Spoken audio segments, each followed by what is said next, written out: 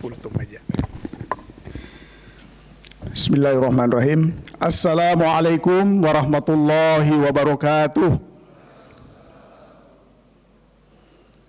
Alhamdulillahirabbil alamin. Alladzi khalaqal mauta wal hayata liyabluwakum ayyukum ahsanu amala wa huwal azizul ghafur. Asyhadu an la ilaha illallah wahdahu la syarikalah wa asyhadu anna Muhammadan abduhu wa rasuluh. Allahumma shalli wa sallim wa barik ala Muhammad wa ala alihi wa ashabihi ajmain. Amma ba'd. Bapak-bapak, ibu-ibu, alhamdulillah semoga semua kabarnya baik. Masih kuat puasa? Alhamdulillah. Tidak terasa ini masuk hari ke-6 ya. Hari ke-6. Jadi waktu ya memang Masya Allah berlalu begitu cepat. Dan mungkin nanti tidak terasa Ramadan akan meninggalkan kita semua. Karena memang bilangannya tertentu, kadang 29, kadang 30. Semoga Allah Subhanahu wa taala memberikan kita semua kemudahan insya Allah, memberikan kesehatan, usia yang panjang sehingga kita bisa menjalani Ramadan ini dengan memenuhinya dengan amaliyah-amaliyah untuk memperbaiki hubungan kita dengan Allah Subhanahu wa taala sehingga kita semua mendapatkan predikat takwa insya Allah pada akhirnya. Amin ya rabbal alamin. Hadirin rahimakumullah, karena Ustadz Zulnya berhalangan hadir, kita isi dengan kultum. Saya coba temanya didekat-dekatkan dengan apa yang tadinya ingin disampaikan oleh Ustadz Zul terkait dengan bagaimana kita meningkatkan spiritualitas kita di bulan Ramadan ini. Jamaah rahimakumullah, puasa ini kan ujungnya takwa ya. Jadi di dalam surah Al-Baqarah biasanya kalau bulan Ramadan ini sangat terkenal dibacakan oleh para ustadz bahwa kita ini diwajibkan untuk berpuasa. Nah, puasa ini kalau kita melihat di dalam ayat tersebut disebutkan bahwa kutiba alaikumusiyam kama kutiba alal ladzina min qablikum. Puasa ini juga sudah diperintahkan kepada umat-umat sebelum kita. Apa rahasia puasa sehingga menjadi salah satu kewajiban yang diberikan oleh Allah kepada kita untuk memunculkan kualitas bertakwa ini? Ternyata kalau kita membaca kajian-kajian khususnya dari pendekatan kesehatan begitu, secara umum kita ini kan makan untuk mendapatkan sumber energi secara umum. Makanya Rasulullah memberikan sunnah yang saya sendiri sampai sekarang masih agak berat untuk menjalankan itu sunnahnya itu. Kan kalau terkait dengan makan, sunnah Rasul adalah makanlah ketika kita lapar, ya kan ya. Jadi makan ketika lapar, lalu berhenti sebelum kenyang. Mungkin kita makan sebelum lapar biasa kita lakukan. Kadang-kadang saya juga makan tidak mengikuti waktu yang, karena kita ini sudah terbiasa ya, makan sarapan pagi, nanti duhur makan, malam makan lagi, 3 kali makan kita biasanya. Dan itu sudah menjadi refleks. Kadang-kadang sebenarnya kita tidak lapar, tapi ya kita makan aja pas duhur itu. Kenapa kita makan siang? Ya karena udah menjadi kebiasaan. Boleh jadi kita sebenarnya tidak lapar. Nah, Rasul meminta kita makanlah ketika benar-benar lapar. Lalu yang keduanya ini yang kadang-kadang agak, kalau bagi saya agak susah untuk saya lakukan. Berhenti sebelum kenyang. Biasanya bahkan kadang-kadang kita di khususnya Jabodetabek, kota-kota besar, banyak restoran all you can eat begitu ya. All you can eat. Dan kalau kita lihat Masya Allah restorannya rame-rame, banyak orang yang datang. Ya niatnya sih mungkin banyak yang untuk silaturahim dengan keluarga, rame-rame begitu sambil ngobrol. Tapi karena bahasa all you can eat-nya itu, jadinya kita makannya sebanyak-banyaknya. sampai perut kita kadang-kadang bernapas pun mungkin susah begitu ya. Ya mungkin kita semua mungkin pernah mengalami yang seperti itu. Jadi makan warak-waraknya sampai rongga perut kita yang untuk bernapas itu sedikit sekali yang tersisa, sehingga susah untuk bernapas. Nah, puasa adalah salah satu langkah ekstrim sebenarnya yang kalau kita lihat diperintahkan oleh Allah supaya kita itu ekstrim. Jadi kalau tadinya kita cuman makan pagi, makan siang, makan malam, ini Allah ekstrim. Makan paginya itu dimajuin, sahur, lalu makan malamnya tetap kira-kira waktu maghrib, sehingga kita punya waktu kalau di Indonesia, puasanya ya sekitar 14 jam, 14,5 jam. Tapi pernahkah teman-teman semua, Bapak Ibu sekalian, membayangkan bagaimana orang yang berpuasa di negeri yang 4 musim? Terkadang summernya itu bisa panjang sekali. Ketika puasa itu berada di waktu summer, itu bahkan ada negara-negara tertentu yang puasanya sampai 20 jam, bahkan lebih dari 20 jam. Tetapi ketika dia musim dingin, lebih pendek lagi, karena memang malamnya yang panjang. Mungkin 9 jam, 8 jam, kira-kira begitu. Tapi maha adilnya Allah Subhanahu wa taala, musim jadi waktu summer dan winter itu kan bulannya Miladiyah, Masehi, kira-kira begitu ya. Sementara puasa ini kan bulannya bulan Islam, bulan lunar, menggunakan kalender lunar. Nah, kalender lunar itu dia maju kurang lebih 11-12 hari setiap tahun. Maka oleh karena itu, kurang lebih sekitar 33 tahun sekali dia akan berpindah itu. Yang tadinya puasanya summer panjang, lalu setelah 33 tahun dia menjadi pendek sekali, kira-kira seperti itu. Inilah maha adilnya Allah Subhanahu wa taala. Nah, kita kembali kepada puasa. Kita secara umum makan kan sebenarnya untuk kita mendapatkan energi. Cuma kalau energi ini berlebih, ya dia akan mengakibatkan efek kepada tubuh kita, khususnya terkait dengan masalah mengontrol hawa nafsu kita. Oleh karena itu, bahkan bukan hanya kepada manusia, kita kadang-kadang ada peneliti yang menyampaikan bahwa binatang pun, beberapa jenis binatang itu mereka juga berpuasa panjang ya. Seperti misalnya beruang. Jadi memang sudah diberikan oleh Allah Subhanahu wa taala itu satu mekanisme metabolisme sehingga mereka secara naluriah itu diminta berpuasa, khususnya misalnya di musim-musim dingin. Nah, puasa ini jamaah rahimakumullah, salah satu tujuannya adalah supaya kita bisa mengontrol nafsu kita. Kenapa? Karena ketika kita dalam kondisi yang sangat-sangat lemah, jadi ketika kita lapar, kalau lapar itu kan berarti kan energi kita kurang ya. Orang yang energinya sangat kurang, itu dia pasti nafsunya itu juga akan turun. Tidak meledak-meledak, kira-kira seperti itu. Dan itu adalah salah satu yang diinginkan dari puasa. Nah, hadirin rahimakumullah, saya mencoba kita mengkaji apa yang disampaikan, difirmankan oleh Allah Subhanahu wa taala di dalam surah Ali Imran ayat 132. Jadi ayat ini berhubungan dengan beberapa ciri-ciri yang disampaikan oleh Allah Subhanahu wa taala terkait dengan ketakwaan. Karena tujuan dari puasa ini kan adalah untuk supaya kita menggapai takwa kepada Allah Subhanahu wa taala. Nah, sebelum kita masuk ke sini, sebenarnya takwa itu apa? Jadi, ya ayyuhalladzina amanu kutiba alaikumussyam. Hai orang-orang yang beriman, diwajibkan kepadamu bertakwa.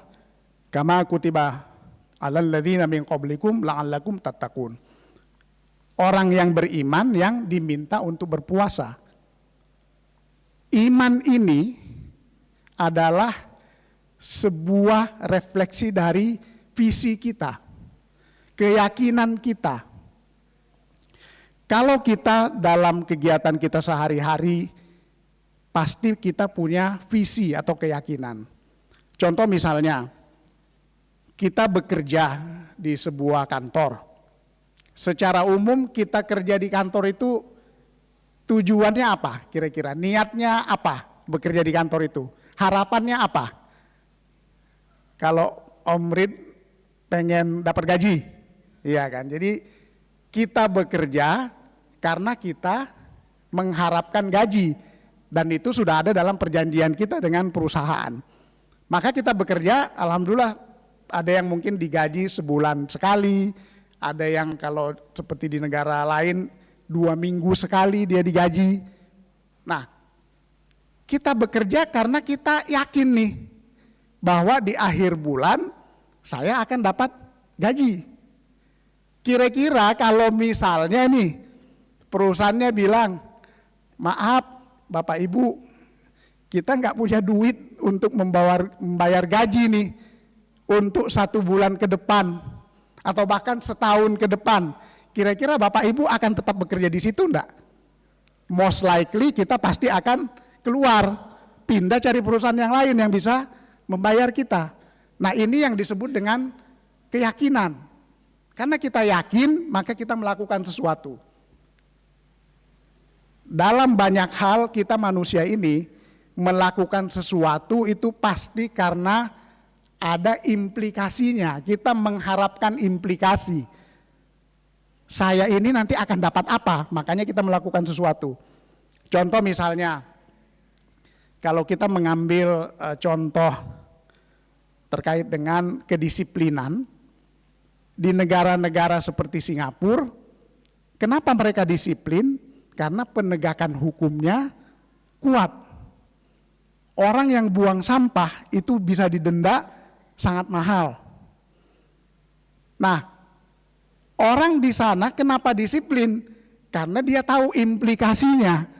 Kalau dia tidak mengikuti aturan yang disampaikan pemerintah, nanti dia dapat denda. Dan dendanya itu benar memang diterapkan. Sehingga masyarakat menjadi disiplin. Yakin dia. Kita di Indonesia ini, aturannya sebenarnya tidak banyak berbeda dengan negara-negara lain itu. Kalau masalah aturan, bahkan kita mungkin punya banyak sekali aturan. Cuman yang jadi masalah adalah penegakannya. Contoh misalnya, paling sering kalau saya lihat di lampu merah di Jombang ini, lampu merah itu kan sebenarnya dibuat untuk mengatur lalu lintas ya, supaya lebih lancar. Tetapi banyak di antara kita yang mungkin tidak memahami implikasi supaya lancar itu. Yang ada dalam pikirannya, dia taat dengan polisi. Kalau ada polisi dia taat. Tapi kalau tidak ada polisi, ya dia melanggar aturan. Nah, yang terjadi biasanya, apalagi seperti sekarang Ramadan ini, saya kemarin mengalami itu. Jadi lagi agak buru-buru karena ada iftar di tempat keluarga, tiba-tiba lampu merah, hujan agak gerimis, orang semuanya pengen cepat-cepat. Akhirnya ya malah jadi stuck. Kenapa? Karena tidak ada polisi di situ yang ngatur. Mungkin masyarakat kita berpikirnya kalau ada polisi baru saya taat. Karena toh kalau tidak ada polisi nggak ada yang lihat saya melanggar. Padahal aturan itu dibuat tujuannya supaya bisa lancar, sebenarnya seperti itu. Polisi itu cuma untuk menegakkan aturan saja. Nah, ini adalah esensi dari keimanan. Nah, lalu keimanan yang dimaksud itu apa? Keimanan kepada Allah Subhanahu wa taala, ada 6 rukun iman, dan yang salah satu yang paling penting setelah kita mengimani Allah adalah mengimani hari akhir. Hadirin rahimakumullah. Usia kita ini kan ada batasnya. Beberapa waktu lalu, sehari sebelum Ramadan, saya mendapat kabar duka teman kami, satu angkatan sekolah di SMP, seorang dokter. Jadi dokter bedah beliau, insya Allah semoga husnul khotimah, meninggal ketika sedang jogging di pagi hari. Jadi beberapa hari sebelumnya itu beliau memang operasi sampai agak malam. Jadi karena banyak pasien yang harus dioperasi, jadi beliau kerjanya lumayan ekstra begitu sampai tengah malam. Dan Masya Allah, Allah takdirkan beliau seperti itu, dipanggil dengan cara seperti itu. Di hari tersebut, malamnya beliau bekerja sampai malam sebagai pengabdian. Paginya beliau ya mungkin supaya segar beliau berjalan-jalan, tapi Allah SWT manggil beliau jatuh anfal dan kemudian dibawa ke ICU, Allah panggil. Tidak sempat memasuki bulan Ramadan, sehari sebelum bulan Ramadan. Beliau orang yang baik, namanya Dr. Sopyan. Masya Allah, usia ini kita tidak tahu. Nah, yaumil akhir ini adalah masalah keimanan.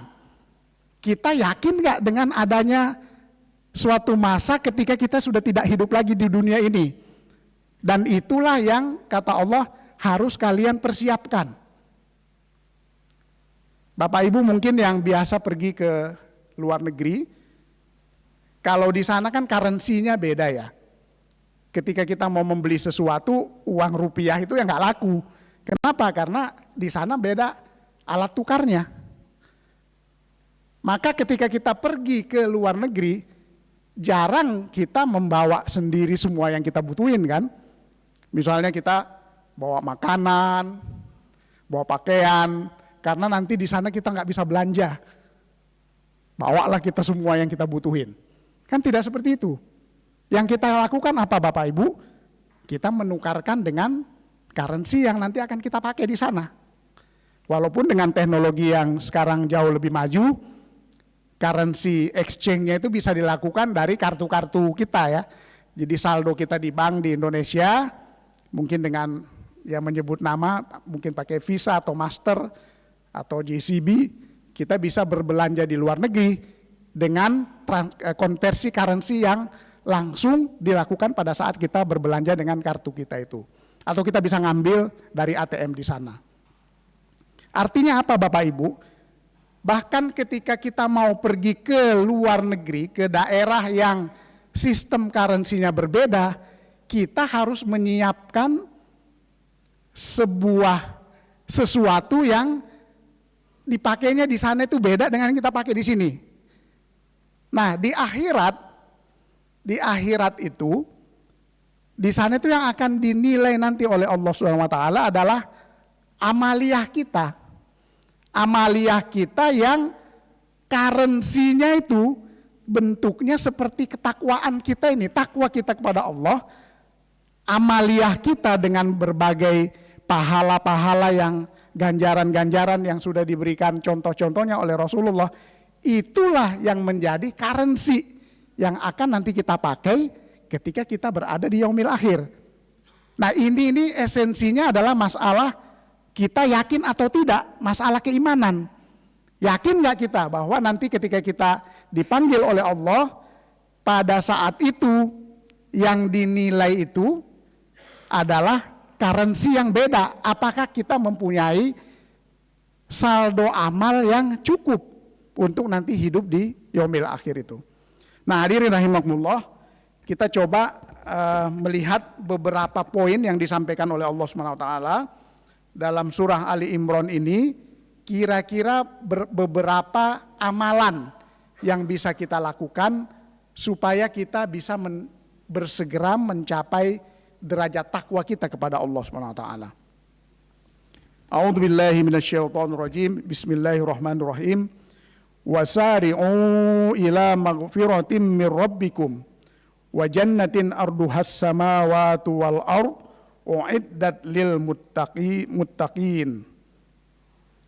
Dan bersegeralah kamu mencari ampunan dari Tuhanmu dan mendapatkan surga yang luasnya seluas langit dan bumi yang disediakan bagi orang-orang yang bertakwa.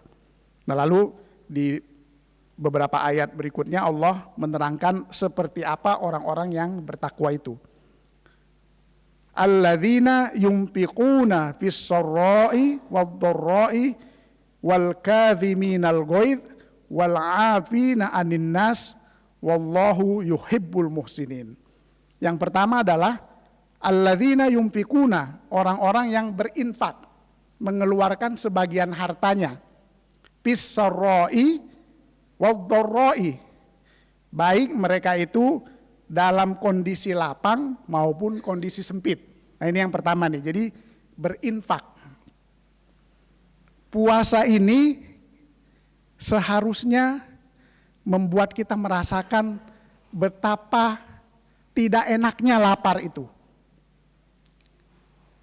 Sayangnya memang beberapa di antara kita karena seharian mungkin berada di ruang ber-AC, kadang-kadang rasa lapar itu setelah beberapa hari Ramadan lewat sudah tidak terlalu terasa lagi, sudah jadi biasa kita. Tapi kalau kita membayangkan orang-orang yang bekerja mungkin di cahaya terik, itu Masya Allah itu, lapar itu terasa betul-betul sangat menyiksa.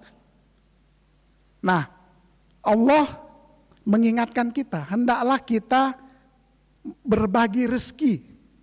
Kenapa? Karena ternyata banyak orang di luar sana, orang-orang yang miskin, yang fakir, bukan cuma bulan Ramadan saja mereka tidak makan, tetapi juga di luar bulan Ramadan. Ya kita banyak melihatlah di TV, di media sosial, betapa banyak orang-orang itu yang miskin, yang fakir, bahkan untuk makan hari ini saja mereka tidak punya duit, tidak punya makanan. Nah, Allah meminta kita untuk melihat ada loh orang-orang yang seperti itu, maka berinfaklah, keluarkan sebagian dari rizki yang diberikan oleh Allah Subhanahu Wa Taala. Saya pernah ingat Bill Gates, mungkin Bill Gates kita ya tidak sampai sebanyak hartanya Bill Gates ya, tetapi Bill Gates dalam satu kesempatan pernah mengatakan, saya juga sebenarnya mengakui bahwa ekonomi kita di dunia ini itu tidak adil, kata beliau. Saya spend the same time dengan orang-orang kebanyakan. Sama waktu kita 24 jam sehari, orang lain juga 24 jam sehari. Bahkan kata dia, yang saya kerjakan itu tidak seberat yang dikerjakan orang-orang di luar sana. Ya kita tahu lah kalau eksekutif, apalagi orang kaya seperti beliau, mungkin hanya dari satu meeting ke meeting yang lain begitu ya. Dalam suasana yang mungkin bisa kita sebut tidak berkekurangan, bahkan sangat-sangat berlebihan. Tetapi apa yang dihasilkan? Beliau hasilnya luar biasa banyak banget, sementara yang lain masyarakat umum ini dapatnya udah kerja keras, banting tulang, peras keringat ya, dapatnya cuman secuil, bahkan untuk makan aja susah. Nah inilah kenapa Allah Subhanahu Wa Taala mengingatkan kita, di dunia ini ekonomi memang terlihat tidak adil, maka berinfaklah, keluarkan sebagian harta kita itu untuk orang-orang yang membutuhkan. Nah yang menarik, redaksi ayat ini adalah fis-sarra'i wad-dharra'i, baik dalam kondisi lapang, lagi baru saja terima THR nih, insya Allah nih Bapak Ibu, semoga semuanya terima THR nih bulan ini kita. Lapang kita, ada tambahan gaji yang tadinya cuma sebulan jadi 2 kali. Bahkan ada yang mungkin THR-nya 2 kali. Kalau teman-teman oil and gas itu saya dengar biasanya lebih besar ya THR-nya ya. Alhamdulillah. Nah ini kan kondisi lapang nih. Lagi banyak duit kira-kira begitu ya. Allah mengingatkan, jangan lupa itu infak. Fit dorroi. Tapi Allah juga menyampaikan juga dalam kondisi susah, berinfak, berbagi ini biasakanlah, kira-kira seperti itu apa yang diinginkan oleh Allah Subhanahu Wa Taala. Jadi yang pertama adalah berinfak, kita mengeluarkan sebagian rezeki yang kita dapatkan dari Allah kepada yang membutuhkan. Ya ini memang masalah hati ya. Kadang-kadang kalau di negara-negara kapitalis itu Mereka berpikir, ngapain saya membantu orang, wong dia dalam tanda petik malas. Kan dia nggak dapat tuh karena malas. Kadang-kadang ada orang berpikir seperti itu. Mereka tidak merasakan bahwa jangan dulu, bukan karena malas. Kadang-kadang ekonomi kapitalis ini memang tidak adil. Orang sudah berusaha sungguh-sungguh, naik kereta subuh-subuh, berhimpit-himpitan, pergi ke Jakarta, balik lagi. Tapi yang didapat hanya secuil. Nah ini yang kadang-kadang dilupakan orang. Hadirin jamaah rahimakumullah, yang pertama tadi berinfak, lalu kemudian yang kedua, wal kadhiminal ghaidh. Nah, ini juga Allah Subhanahu wa taala menyampaikan kepada kita, dan mereka yang menahan amarahnya. Tadi kita sudah sampaikan bahwa puasa ini sebenarnya tujuannya adalah supaya kita itu bisa mengontrol hawa nafsu kita. Amarah itu adalah nafsu yang nampaknya semua orang punya. Ya kita semua ini punya nafsu amarah. Dan boleh jadi hampir semua orang itu pasti pernah marah. Ya. Marah ini bisa kita ekspresikan. Ada orang yang mungkin marah sampai membentak-bentak begitu ya. Bukan cuman voice atau suara yang keras, tapi bahkan dengan perilaku. Bahkan ada orang yang saking marahnya, jadi kadang-kadang kita mengikuti berita misalnya pembunuhan, ada orang yang membunuh istrinya, membunuh anaknya. Biasanya itu terjadi tuh karena emosi yang memuncak. Karena dia emosi, dia kalap, lupa dia. Lalu kemudian dia melakukan hal yang akibatnya fatal, kematian. Setelah itu biasanya dia langsung menyesal sekali itu.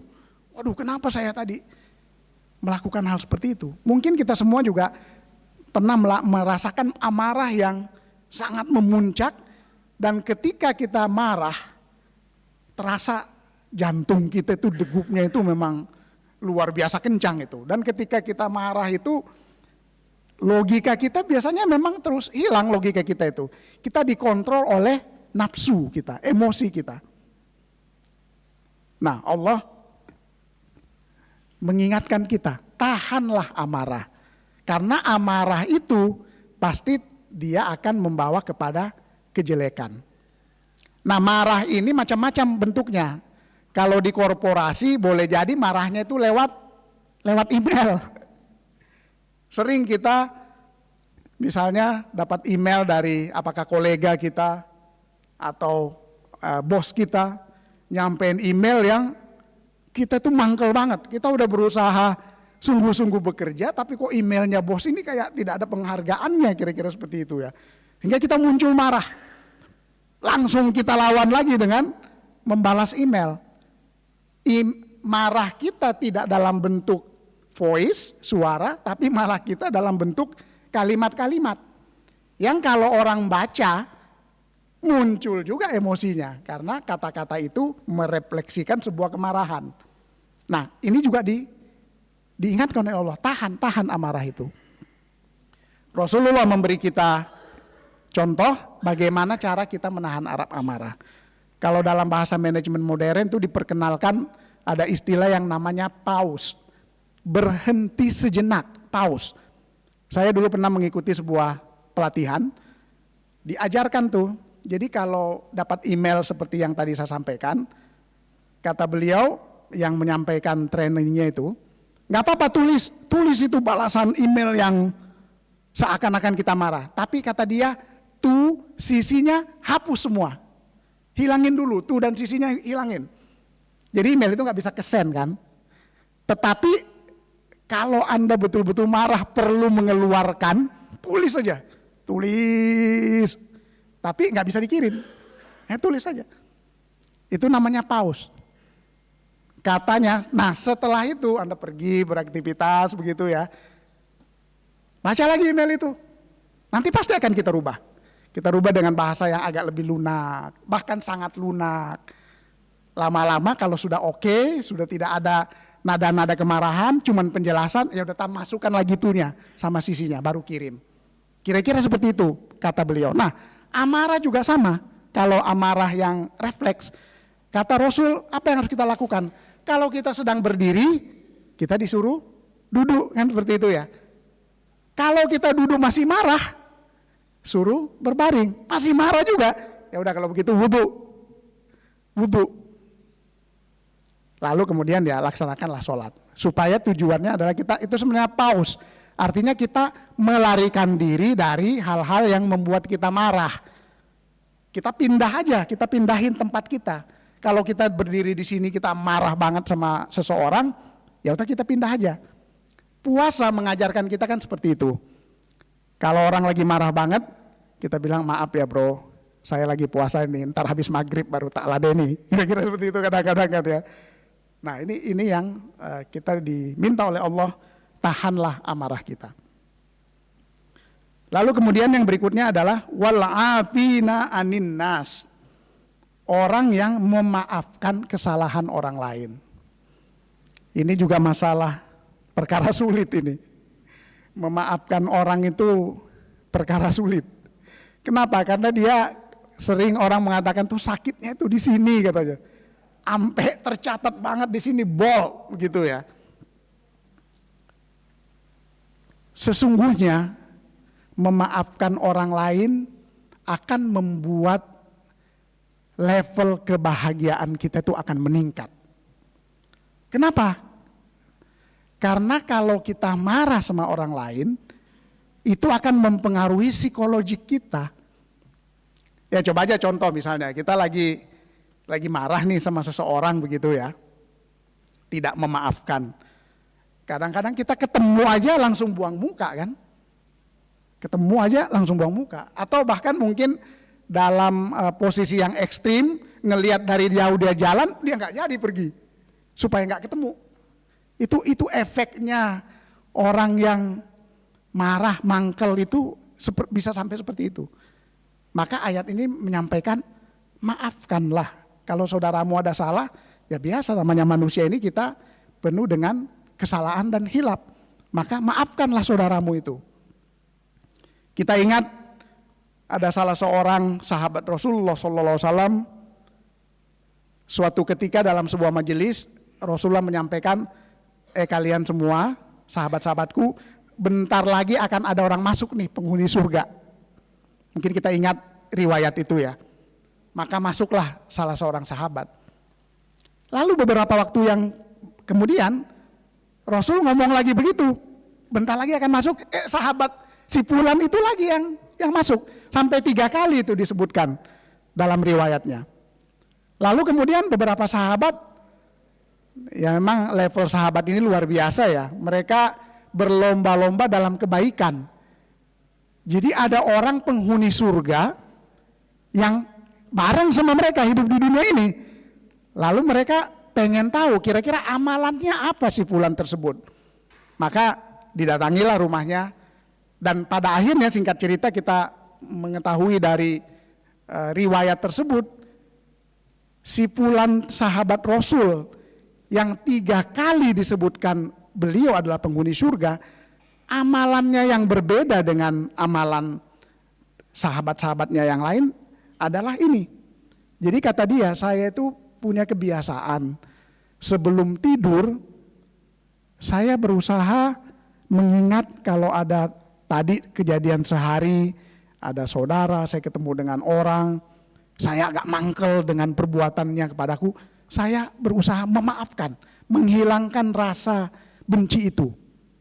Mungkin itu kali kata dia, karena amalan kita yang lain-lain sama-sama sholat malamnya bagus, tilawannya bagus, mungkin itu. Wal'afina anin nas, kita memaafkan kesalahan orang-orang yang lain. Ini mungkin berat, tetapi kita coba. Kalau kita berusaha melapangkan, insya Allah level stres dan bahagia kita pasti akan naik. Karena berarti kan kita hidup tanpa masalah. Kita berada dalam suatu kondisi di mana kita tidak ada dalam hati kita itu rasa marah kepada orang lain. Wallahu yuhibbul muhsinin. Dan Allah Subhanahu wa taala cinta kepada orang-orang yang ihsan, berbuat kebaikan. Ihsan ini kebaikan yang sempurna ya. Jadi melakukan kebaikan itu enggak asal, tapi kebaikan yang betul-betul sebaik-baik kebaikan. Lalu kemudian ayat berikutnya, walladzina idza fa'alu fahisyatan aw dhalamu anfusahum dzakarallahu fastaghfaru lidzunubihim wa may yaghfiru dzunuba illallah wa lam yusiru ala ma fa'alu wa hum ya'lamun. Dan juga orang-orang yang apabila mengerjakan perbuatan keji atau menzolimi diri sendiri, segera mengingat Allah, lalu memohon ampunan atas dosa-dosanya. Dan siapa lagi yang dapat mengampuni dosa-dosa selain Allah? Dan mereka tidak meneruskan perbuatan dosa itu, sedang mereka mengetahui. Jadi ini adalah ciri yang keempat yang disebutkan oleh Allah terkait dengan ciri-ciri orang bertakwa di dalam surah Ali Imran ini, yaitu orang-orang yang ketika dia melakukan dosa atau kesalahan, dia segera bertobat, memohon ampun kepada Allah Subhanahu wa taala. Hadirin rahimakumullah, kita ini manusia dhaif, pasti punya salah, punya khilaf, kita lupa dan lain sebagainya yang berhubungan dengan kita tidak melakukan sebuah kegiatan yang baik tapi yang buruk sebaliknya. Allah Subhanahu wa taala menyampaikan kepada kita bahwa Allah itu Maha Ampun, Maha luas maghfirahnya. Maka kalau kita melakukan kesalahan, bersegeralah untuk mengaku salah kepada Allah Subhanahu wa taala. Ya mungkin ketika kita salah kepada sahabat kita, kita sampaikan juga, saya mohon maaf sahabatku, aku mohon ampun kepada Allah Subhanahu wa taala. Allah Subhanahu wa taala akan memberikan maghfirahnya kepada kita. Cuma memang Allah menyampaikan di sini lanjutan di akhir ayatnya tadi itu orang yang tidak berulang-ulang.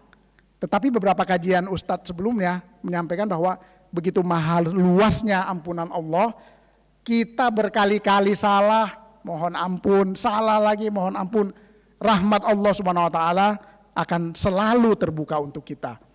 Karena siapa lagi yang akan memberikan ampunan itu kecuali Allah Subhanahu wa taala. Yang terakhir, ulaika jazaohum maghfiratum mir rabbihim wa jannatun tajri min tahtihal anharu khalidina fiha wa ni'ma ajrul amilin.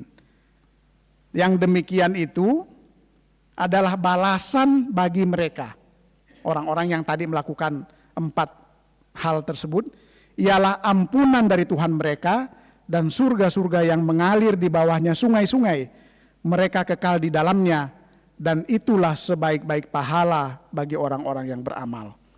Hadirin jamaah rahimakumullah, semoga dengan puasa ini takwa kita akan kita latih terus untuk kita tingkatkan, dan pada akhirnya kita berharap dan berdoa kepada Allah Subhanahu wa taala semoga kita bisa mendapatkan maghfirahnya, amin ya rabbal alamin, dan pada akhirnya kita dimasukkan ke dalam jannahnya Allah Subhanahu wa taala. Ada salah satu buku yang sangat menarik, kalau tidak salah juga ditulis oleh Imam Nawawi, yaitu sudah diterjemahkan Jalan-Jalan ke Surga, judul buku itu. Jadi buku itu berusaha menggambarkan dari berbagai dalil Al-Quran dan sunnah-sunnah, hadis-hadis Rasulullah, surga itu seperti apa. Keimanan kita kepada yang gaib ini kadang-kadang hilang, karena kita ini manusia terbiasa dengan sesuatu yang kita lihat secara kasat mata. Kalau tidak kita lihat itu kadang-kadang hilang, maka harus selalu kita jaga. Sayangnya belum ada orang yang pernah pergi ke sono dan kemudian balik menyampaikan kepada kita beritanya. Belum pernah. Yang ada adalah Allah yang menyampaikan kepada kita.